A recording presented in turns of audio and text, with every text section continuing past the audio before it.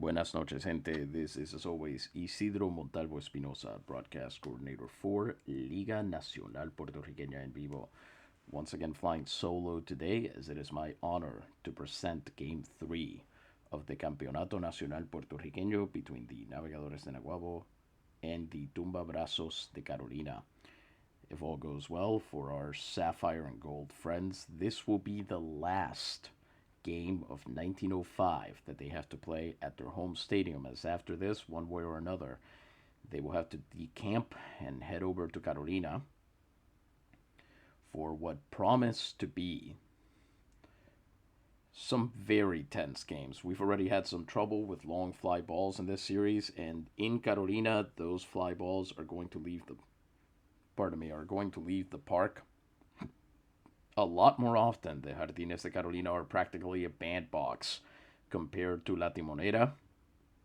So we should be expecting a lot more home runs over there. It might be that the time of Joey Kroos being bottled up is over once we get there. But if all goes well for the Naves, they will go into that one with a 3-0 lead. And so it's time to get down to the field and see what it's all about.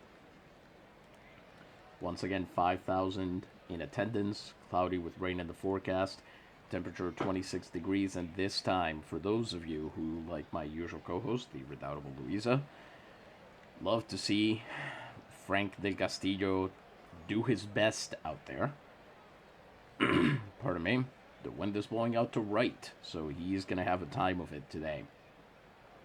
Same lineups as usual, except that Declan Milne is back in the 8th spot as designated hitter, as the Navegadores will be facing a righty pitcher today. Meanwhile, the Tumbabrazos de Carolina get to end this 3-game set in Naguabo, facing a guy who hasn't pitched in several months and demanded that he be given the ball for this Game 3. We are talking about number 3, Everton Stack. Everton Stack from Montego Bay in Jamaica.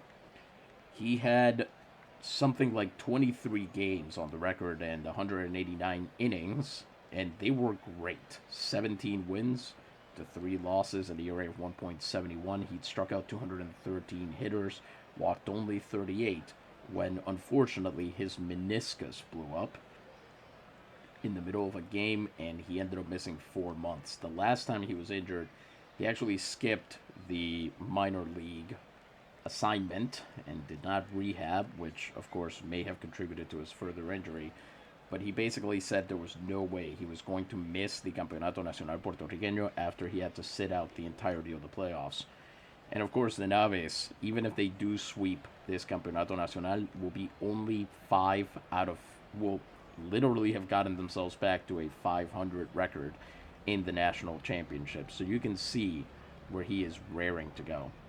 Here he's going to have to face the top of the lineup that you've grown to know and love, Cano, Pérez, and McDonald.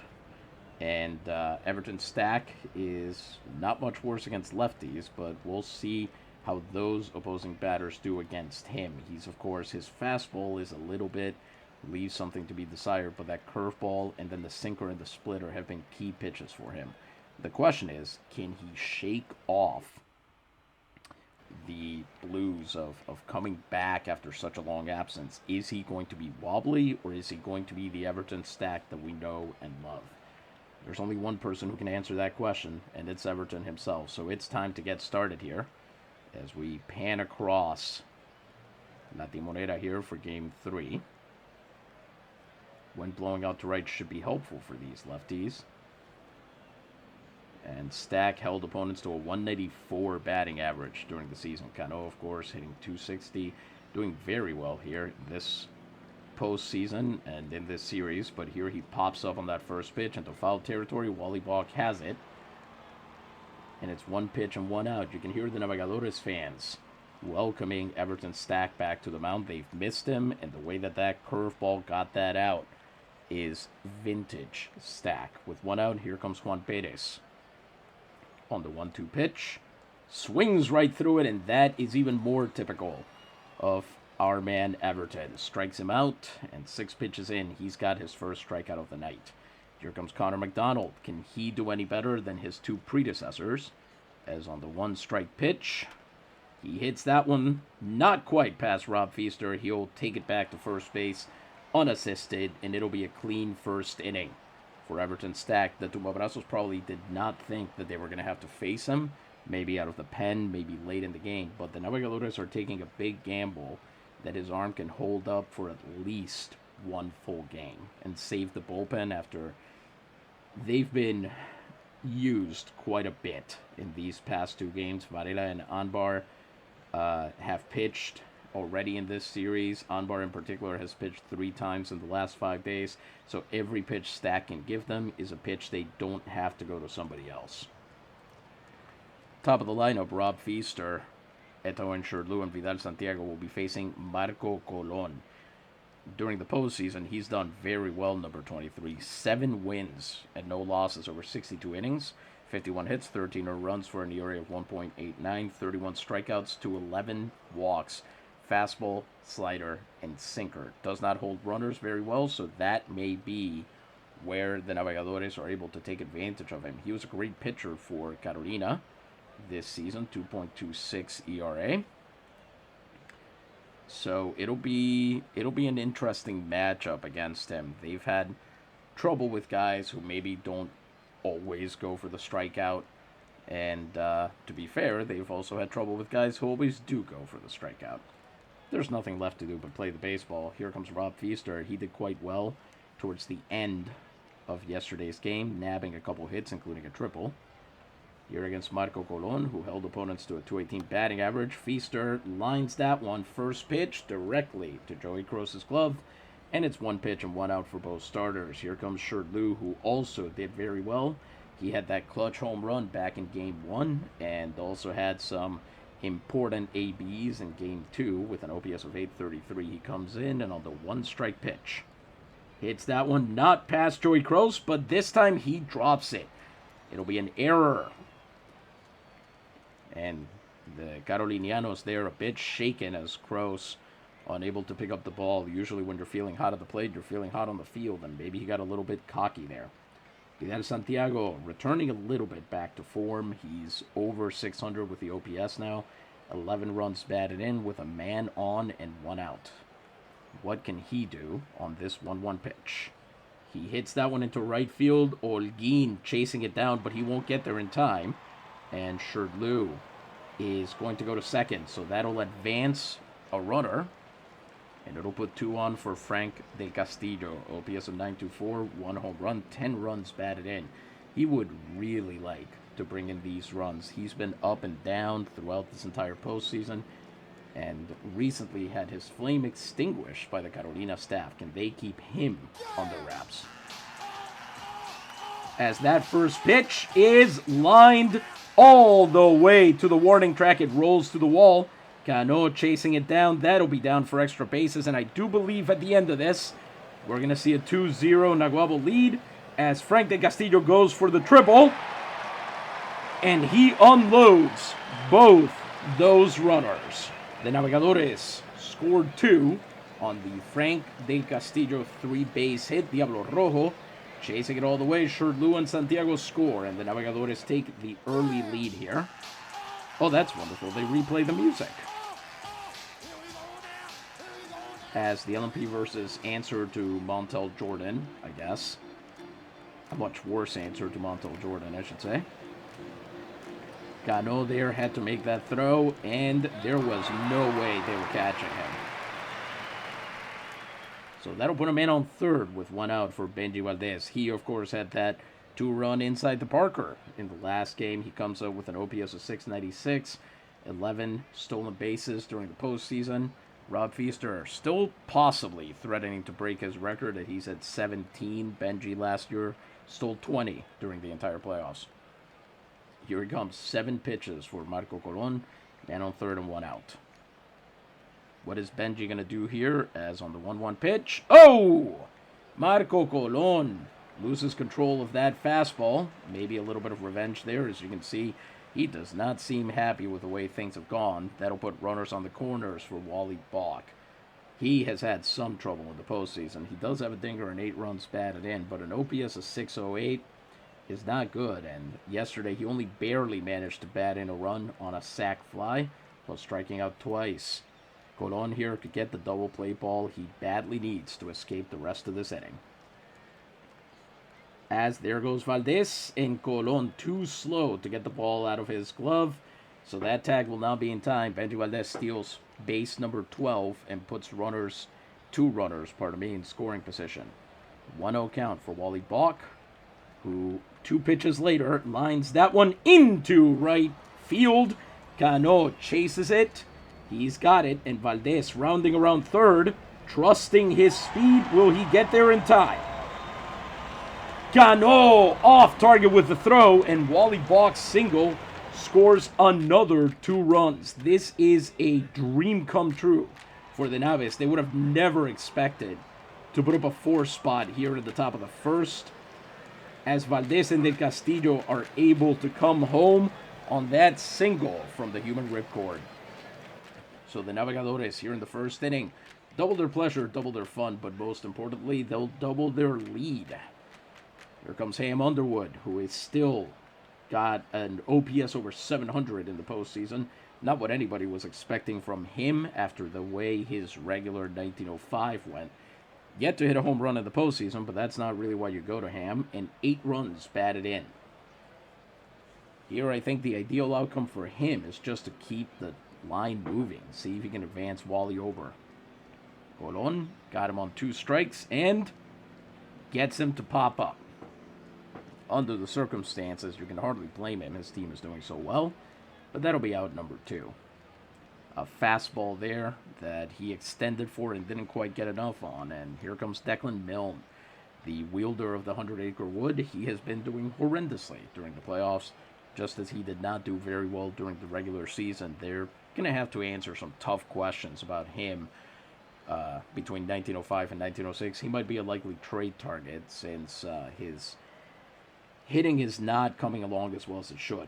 OPS of 548, only 4 runs batted in. They got him to crush righties, and he hasn't been doing the job. Here on the 2-2, he rolls that one to Colon. Colon grabs it, throws to first, and it's a good throw there, as Milne will be out at first. Naguabo scores 4 runs, and should be very happy with that bottom of the first inning. We are through 1, and the Naves already up 4-0. Everton Stack here now has the unenviable job of bottling up Joey Kroos, Rene Espinosa, and Pedro Ramirez. Kroos, of course, has not done super well over the past 2 games. He's gone 1 for 8. His on-base percentage has dropped going into this series about 25 ticks, and he's lost almost 100 points off of his OPS. So you have to imagine that when he saw Everton Stack out there, he said, if I can beat this guy, I can beat anybody they bring out. That might be the energy he's got, as Stack takes him to 2 strikes and then freezes him. That fastball caught the corner there, and Stack notches strikeout number 2 on the night. Doing very well here against the Canadian, Bucheron par excellence. Here comes Rene Espinosa. On the 1-0 pitch, he hits that one right to Rob Feaster's glove. A little bit of revenge there for the Grackle, who of course ran into trouble himself with that in the previous inning. And here comes Pedro Ramirez, the 3rd baseman. OPS of 620, 9 runs batted in. Pedro Ramirez here holds Stack to a full count. And then Stack strikes him out anyway. A splitter there, falling below the zone, I believe. And Ramirez is completely fooled by it. So Stack has a clean second, and we get into the bottom half of the frame. Marco Colon, 22 pitches over 1 inning, 3 hits, 3 earned runs. He'll face Stonehand, who drew a couple walks in the last game and raised his on-base percentage, as well as gathering a hit, which was a double. If his bat just picks up slightly, I mean, how much more could you ask for? He's got a 4-0 lead already. And here Stonehand on the 2-2 pitch flies that one out to right field. Luis Holguin has all the time in the world to get underneath it, and that's out number 1. At least it was a 5-pitch at bat.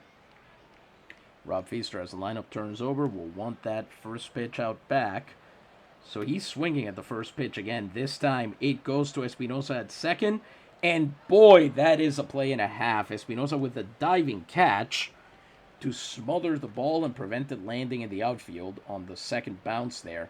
He throws him out at first. Rob Feaster has seen 2 pitches and has been out both times. 2 outs and the base is empty for Sherlew, who is 0 for 1. He reached on error last time he came up, and Colon gets him with a 2-strike pitch. That's going to land. Sherlew has his first hit of the night as he continues to terrorize Carolina pitching. A short center field base hit on a slider that tailed away from him. He was able to smash it, and here comes Vidal Santiago, who's already 1 for 1 on the night. He comes up with a man on first and 2 outs. On the first pitch to him, he hits a slow one to Ramos. He brings it in, throws over to second base, where Espinosa is waiting, and Sherlew is out. So a hit, and that's it for the Naves. We are through 2, and they remain ahead 4-0. Stack will now face Holguin, Ramos, and Harrison here at the bottom of the Carolina lineup. Stack is through 20 pitches over 2 innings. He's struck out 3 already. Holguin, not doing very well. OPS of 487, which I believe is the second lowest on either team. Stonehand has a worse one. As the rain starts to fall here in Naguabo, Stack needs to avoid letting people on base. That's been how most of these innings go wrong, as Sherlew has that ground out, throws to first, and that's out number 1. Edwino Ramos will come up next. He has done very well in the lead up to this season. He's collected a hit in each of the previous 2 games, and in yesterday's he actually scored 2 runs as well. So he was a key part of their offense so far, which explains why they've rewarded him by pulling him in both games for a stronger bat. Feaster gathers that one in, throws over to Stack at first, and that's another quick ground out. And here comes Howell Harrison. He was also a big part of the offense in both of the previous 2 games, and in fact has been the rare Tumbabrazo to improve his batting average in this series. He comes in with an OPS of 656, an average of 292. Both of those are better than they used to be as, pardon me. He's also collected a hit in each of the previous 2 games and also scored 2 runs. So the switch hitting catcher has had a great time against them, given that his postseason batting average is a full 100 points better than his regular. Howell Harrison here pops that one up. Wally Bogg chasing it down, and he's got it. That's out number 3. Everton Stack has gone through a lineup once and allowed nothing. As we head into the bottom of the 3rd, De Castillo, Valdez, and Bogg coming up. De Castillo, of course, 1 for 1 with 2 ribbies. Faces Marco Colon, who is through 2 innings on 32 pitches, remarkably efficient for allowing 4 runs, 4 hits, 3 runs, no walks, and no strikeouts yet. That's very normal for Colon's style. Not a whole lot of 3 true outcomes pitching here. And on the 1-1 pitch, he flies De Castillo out over the infield. Ramos, plenty of time to park underneath it, and he's got it. Here goes Valdez, who got hit by pitch last time. Here on the 2-1 pitch, Valdez rolls that one right back to Colon. He's been getting a couple of those easy little ground balls near the mound, and Colon has no problem sending it over to first for the out. Good inning so far, as he now faces Wally Bogg, who is himself 1 for 1 with 2 runs batted in. That was a bad swing decision by Benji there, swinging at a fastball way, way down and away. Wally also on a 2-1 pitch. Can he extend this inning at all? It's been very quick for Colon there, and he flies out to right center. Cano has plenty of time to run over and make the catch. First clean inning for Marco Colon here in the game. We are through 3. The Navegadores remain ahead 4-0 as we head into the middle of the game. Everton Stack, 28 pitches over 3 innings, 3 strikeouts, and that's pretty much all we've got. He will now face the top of the lineup once again, Cano, Pérez, and McDonald, the 3 lefties. Cano here, much more usual at bat, takes Stack to a full count and rolls that one right back to the mound. Stack has it, throws to Feaster, and that's out number 1. A full 6-pitch at bat there. We haven't seen a whole lot of those from Carolina today. He will now face Juan Pérez, who is also 0 for 1 today, as the umpires call a rain delay, which is about the only thing that could probably upset Everton Stack's mojo here. 50-minute rain delay, which should make things interesting here. Pérez struck out last time, and on a 2-2 count, bounces down to Valdez. They're going to have to be careful, as the ball is going to be very moist. It'll pick up mud on that infield. That's out number 2. Here comes Connor McDonald, who is 0 for 1. During the regular season, has never gotten a hit off a Stack back when he was in Vega Alta. Can he make the feat happen here in the postseason? The answer is yes. The no-hitter gets broken up with 2 outs and the base is empty in the top of the 4th. A good base hit put into center field. And Joey Kroos here has a chance to get some of his own back with a man on first and 2 outs. Let's see if Stack begins to fall apart here at 40 pitches. First pitch to him, he won't get the chance. McDonald runs for second base, and Stack has the runner measured up, throws to Stonehand. Stonehand makes it to second in plenty of time to get Connor McDonald out, and the side will be retired. Carolina gets a hit, but nothing else. They break up the perfect game, and in the bottom of the 4th, Marco Colon gets to face Underwood, Milne, and Stonehand, which, as far as this lineup goes, is probably a bit of a relaxation inning. Underwood, 0 for 1 on the day. He tried, but could not get past the infield, as Colon, 3 innings, 43 pitches, 4 hits, and 3 earned runs. Still no walks, still no strikeouts, and you really got to marvel at this efficiency. Here on the very first pitch of the at-bat, Underwood hits that one right to Ramirez. Doesn't elude him, and he'll throw across the hallway for out number 1. Declan Milne will come up next. He's 0 for 1, comes up with an out, bases empty, and on the 1-2 pitch. Hits that one, not quite past Kroos. He makes a great throw, and that's out number 2. No mistake on that. Stonehand, 0 for 1 on the day. Is he going to be able to extend this inning at all? He goes to a 1-2 pitch. That might actually land, and it does, in front of Luis Holguin. Spike Stonehand collects his first hit of the night, and the lineup will turn over. It's a single for him here in the bottom of the 4th, and a man is on with 2 outs. First hit they've had in a couple innings. Here comes Rob Feaster, who's 0 for 2. Do you think he can take longer than a pitch to resolve this at-bat? The answer is he takes a lot longer and draws a walk. So before a strikeout, there will be 2 on and 2 outs. Feaster's 14th walk of the postseason here, as Colon puts him aboard. Here comes Shirley, who's 1 for 2. This is a dangerous situation for him. This could be where it all falls apart. Shirley has proven to be quite the hitter. You don't want to underestimate him, as Cano has that one sized up. Hardline drive, but that's why Cano is here. He makes the catch, and the Navegadores end up stranding 2 runners, but it does look like their offense is a little bit more present than it used to be. We are through 4. The Navegadores remain ahead 4-0. We head into the top of the 5th. Everton Stack, 41 pitches over 4 innings, a hit, and 3 strikeouts. He'll face Kroos, Espinosa, and Ramirez, the Northpaw core of the Carolina lineup. On the 0-1 pitch, Kroos. That one is hit hard. It's a long arc. De Castillo will watch it fly. And Joey Kroos finally hits his 12th home run of the 1905 postseason there. A 106-meter wall scraper, but a home run is a home run. And there goes the shutout. The Tumbabrazos still behind 4-1, but they've shown real fight there as it just lands over the wall and into the bullpen. Joey Kroos had gone, let's see here, 2 games without hitting a home run. So it tells you something that is comparatively a real reduction in his hitting right there. Now, having given up that one, Everton Stack at 43 pitches has to face Espinosa, Ramirez, and Holguin. At least he didn't give it up with a man on base. Espinosa takes him to a full count and draws a walk.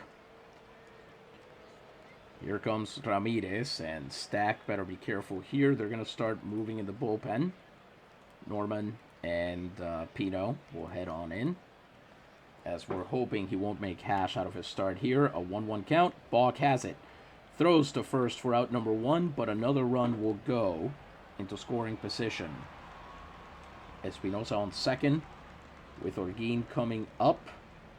Stack needs this strikeout. 1-2 pitch, and Orguin goes right through that curveball. It's Stack's 4th strikeout of the night, and he will now face Edwino Ramos, who is 0 for 1. On the 2-0 pitch, Ramos hits that one, long fly ball into left field. Vidal Santiago chasing it down, and he's got it. So the home run is all they'll get. They've proven that Everton Stack is a mortal man, but they have failed to put up a crooked number. On the other hand, if the Naves are not interested in scoring any further runs, which they don't seem to be, that could be their undoing here. In the bottom of the 5th, Marco Colon, 4 innings pitched, 59 pitches, 5 hits, 3 earned runs, and 1 walk, will face Santiago, Del Castillo, and Valdez. Santiago is 1 for 2 on the day. He, of course, had the base hit that set up all those 4 runs there, and here he lands his 2nd hit of the night, a single into right field that Orguin cannot corral. So the leadoff man aboard for the Naves, and here comes Frank Del Castillo. He hit that 2-run triple back in the 1st. Let's see if he's got some more of that double magic in him, as that is a huge pop-up. 1-0 count into foul territory, and it's an easy one for Crows to get. Out number 1. Benji Valdez, 0 for 1 with a plunk on the day. Can he make something happen here? As he takes Colon to a full count. Hits that one down the line into left field. Pérez has to go chase it down and make the throw, and that's good hustle from him, because that would have been a lot worse. But he'll advance the runners. It'll be a double, as Santiago makes it to 3rd. A high fastball, and Wally Balk now has a chance to bring in some more runs. 2 runners in scoring position for him. But instead, he'll be rung up frozen on a slider low. So instead, it'll be Graham Underwood who's got a chance. He has not been good with runners in scoring position during the regular season, hitting .240. Let's see if he can make that happen now as he takes into a full count and draws the walk. That's going to load the bases, and oh boy. Declan Milne is 4 for 7 against Colon. I don't know that I trust his luck here. He is cold.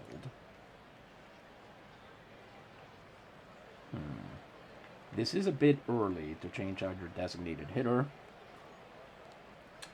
And nonetheless, I'm going to do it.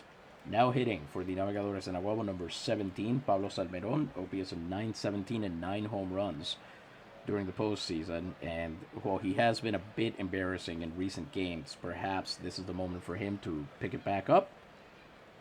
And that is a wild pitch. Santiago will score. Valdez to 3rd, Underwood to 2nd. And what looked like an imminent strikeout as Salmeron swung through that first sinker, has actually managed to get a run in. Not an RBI, of course, but he's done the job. The Navegadores are now ahead 5-1.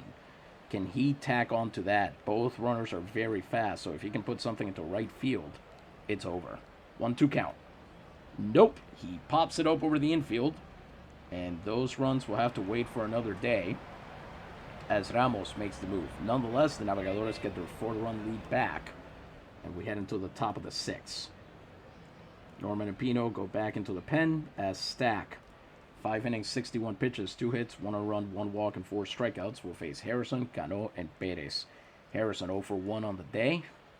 So he leads off here on the 1-2 pitch. Hits that one up into left field. Santiago looking for it all the way, and the Barbero cuts him down. 1 out. Bases remain empty for Ricardo Cano, who is 0 for 2. He's been pretty well shut down in this one, as once again Vidal Santiago, despite the wind blowing out to right, it seems to, if anything, be holding in those balls, as Santiago is able to bring it down. So 2 outs, bases empty for Juan Pérez, who is 0 for 2.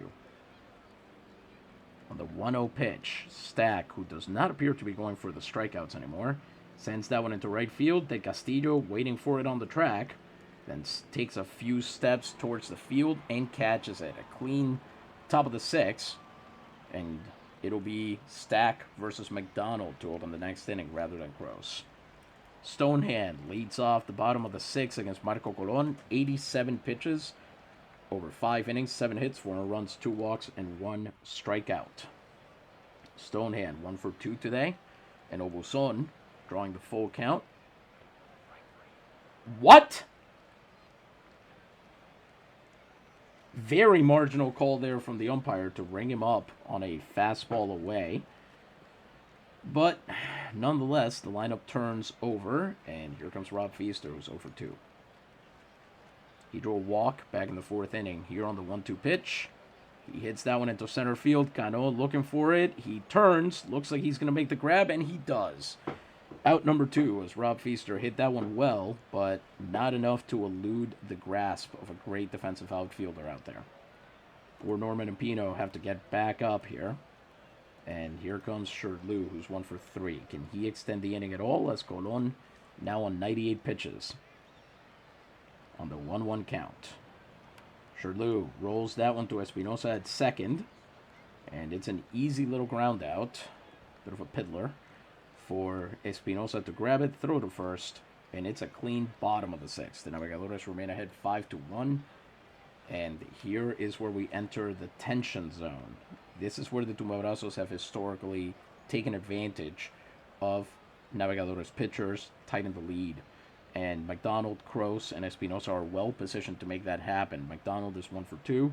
Everton Stack through 6 innings on 72 pitches, an earned run, a walk, and 4 strikeouts. McDonald on the 1-1 count. Hits that one up the middle for his 2nd base hit of the night. So something he had never been able to do in the regular season, he does twice here. And Kroos has the possibility to make this a 2-run game. He went, of course, the opposite way last time he came up and made it a 4-1 game. Here he could make it 5-3 as he's got 1 hit and 2 ABs. Let's see if that changes Stack's approach here. Well, no it doesn't. There's one man who is not afraid of Joseph Kroos, and it's Everton Stack. Threw him 2 fastballs away, a sinker, and then buried a sinker close to his knee, which got the swing. So he becomes Stack's 5th strikeout victim. He'll now face Rene Espinosa with 1 out and a man on the 0-1 count.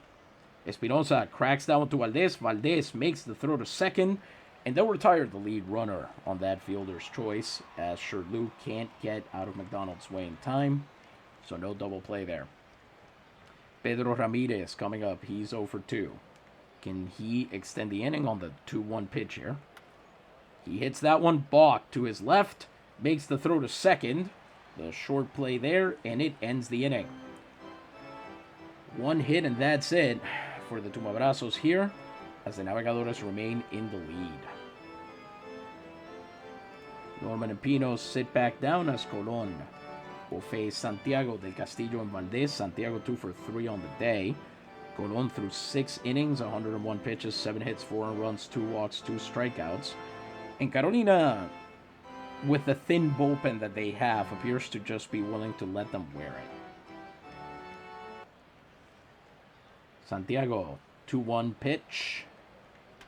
Hits that one hard down the right field line. It's a 3-hit night for the Barber, as that one shaves the foul line, you might say. And it'll be a double for old Vidal as he returns to his old home of second base before he became the left fielder here. I wonder if any other recent world champions have switched their second baseman into left field. But he'll be in scoring position to lead off the inning with no outs for Frank de Castillo, who's 1 for 3 with 2 runs batted in.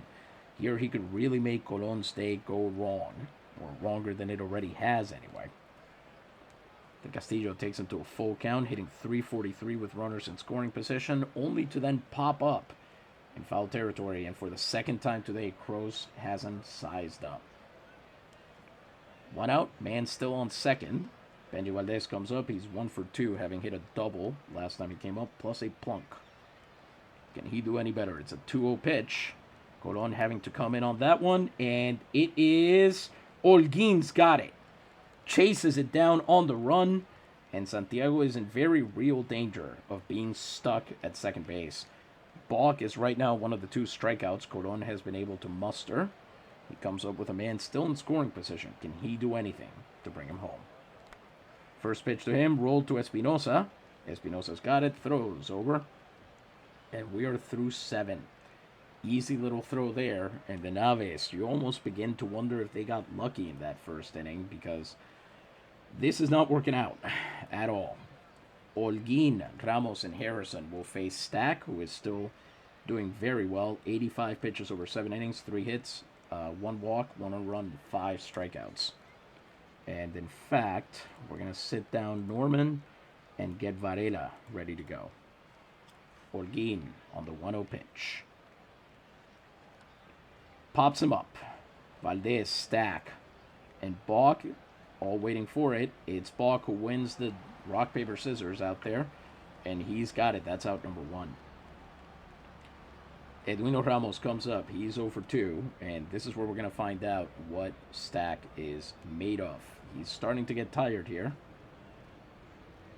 And he gets Ramos. Big swing and miss there for out number 2, and he'll face Howell Harrison, who is also 0 for 2 on the day. Can he finish this game, as he just picked up strikeout number 6? That is hit, and Howell Harrison, only member of the Carolina lineup to get a hit in each game so far of the Campeonato. After a 3-pitch at bat, he gets the job done here. We're gonna... Okay, Stack says he's got plenty of juice, so we're gonna let him finish the inning at least against Cano, who is 0 for 3. Which he promptly rewards us for by giving up a walk to Ricardo Cano and brings not the tying run, but the 1-run game run to the plate. Juan Perez, he's also 0 for 3. Can he keep him under control? He's 0 for 1. And he does. Unbelievably, Perez here pops up, so it's just a question of who's going to grab it and whether they'll be successful. And it'll be Feaster who gets it. That retires the side. The Tumbabrazos strain 2, and the score remains 5-1. Pinault and Varela sit back down. Hancock gets thrown up in the bullpen just in case the Naves put this one out of doubt. Colon, 7 innings, 117 pitches, 8 hits, 4 runs, 2 walks, and 2 strikeouts to face Graham Underwood, who is 0 for 2 on the day. Underwood on the 1-2 count. Hits that one not quite past Espinosa, but Espinosa can't hold on to the ball, and that's going to put Underwood on first. Hopefully this predicts some interesting things for the Naves here in this inning as Salmeron comes up. He's 0 for 1 on the day with a man on first and no outs. As Underwood runs for second, and he will not be stopped. He's there well ahead of the throw. And that'll be his 11th stolen base of the postseason. For reference, among the Tumbabrazos, Connor McDonald is leading with 6 stolen bases. That would currently rank, well, it would be tied for 4th on the starting lineup of the Naves. 0-1 count with Underwood on second.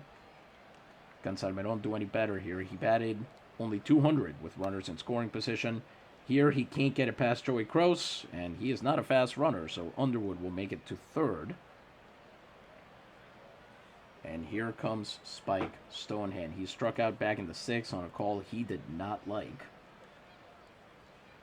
Here, he'll take him to a full count, and this time he leaves no doubt, as that fastball is swung through. With the lineup turning over one last time, hopefully. 2 outs and a man on third. Here comes Rob Feaster, who's 0 for 3. He goes after the first pitch for the 3rd time tonight, and this time it works. The Naves score another run on Rob Feaster's first hit of the night. They'll be up 6-1. And that will finally chase Colon from the game here. A tough performance. 9 hits over 7 and 2/3, 6 runs, 4 earned runs, 2 walks, 3 strikeouts, 2 of which were Spike Stonehand. He did his best and may well be taking his first loss of the postseason. He will be replaced by Pedro Alcocer, who has thrown 8 1/3 innings, 9 hits, 5 earned runs, 1 walk, and 3 strikeouts for an ERA of 5.40. During the regular season, in 11 games, Alcocer did very well. And you almost kind of wonder if the problem here is he was just put into games that no one could have really expected to win. 8 strikeouts to 6 walks during the regular season, a 1.04 whip.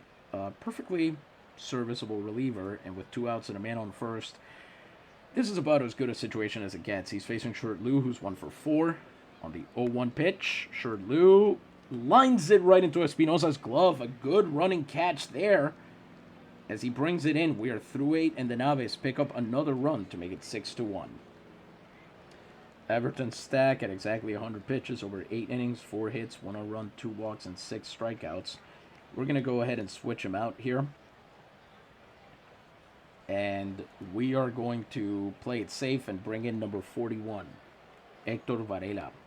In the postseason, he has thrown 9 2/3 innings. That's 20 outs. He's got a win on the record, 5 hits, an earned run, a walk, and 6 strikeouts, ERA of 0.93. He's got 2 saves in the postseason as well, but this is, of course, not a save situation, even though that's been his main job during the last 4 seasons, leading the league in saves every year since he's entered the league. Sinker slider guy. He will face McDonald, Kroos, and Espinosa. Let's start him off with McDonald, who has had 2 hits tonight and is pretty dangerous against somebody like Varela, who has pretty tough splits, but here he bangs it to Valdez, who's got no trouble retiring him in first. That's out number 1. Here comes Joey Kroos, who could put this game a little bit closer. Not by too much here. He's, of course, 1 for 3 with that hit being that homer that he got off a Stack. So, for those of you who bet that the first Naguabo pitcher to give up a Joey Kroos homer was going to be Stack, your luck's in. You win absolutely nothing. Kroos here. Varela will take him to 2 strikes. And Kroos will get a hit the old-fashioned way. He goes across the plate, you might say, to get that single, and he'll extend the inning. So here comes René Espinosa, who is 0 for 2, and Varela on maybe stronger ground against another righty. Kroos on first, as he crows about that base hit. And that's another single to him. That's going to advance runners. So there'll be 2 on base as Santiago has to make that throw. A 3. René Espinosa swings at the gentleman's strike and puts it through the box for a base hit. Desperation time for Carolina here as Pedro Ramirez comes up. He's 0 for 3. Can Varela get this game under control with 2 on and just 1 out? Ramirez hits that one into center field, and that's going to land. Hector Varela, facing complete collapse here as Underwood has to rush that throw, and the bases are loaded with 1 out for Luis Holguin, a 10-pitch at bat, which he wins as that slider caught way too much of the plate. Holguin 0 for 3 on the day. Can Varela at least get him out? As he does like to make things difficult. Holguin! That is going to land in front of Vidal Santiago. In desperation time, Kroos runs in, and the Tumbabrazos are down 4 runs instead of 5. That's going to bring in pinch hitter Natalino Diaz, who is 3 for 9. And oh boy, suddenly things are spinning out of control here at La Timonera, as Hancock and Anbar are there in the pen. And Varela at 25 pitches is probably about to face his last batter.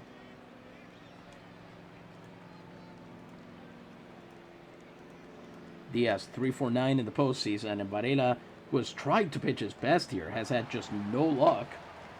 Diaz strikes out here on a sinker, and that's going to bring up the tying run in the person of Aubrey Handrahan, who is 3 for 11 in the postseason, including a home run and 2 ribbies. Varela here has to finish him off. On the 1-2 pitch, can Varela do it? Bases loaded, 2 outs, tying run at the plate, and Hanrahan swings through that final pitch for strike 3. A slider breaks away from him, and Naguabo, despite making it as hard as they could on themselves, wins the 3rd game of the Campeonato Nacional Puertorriqueño. They go up 3-0 in the series before going back to Carolina.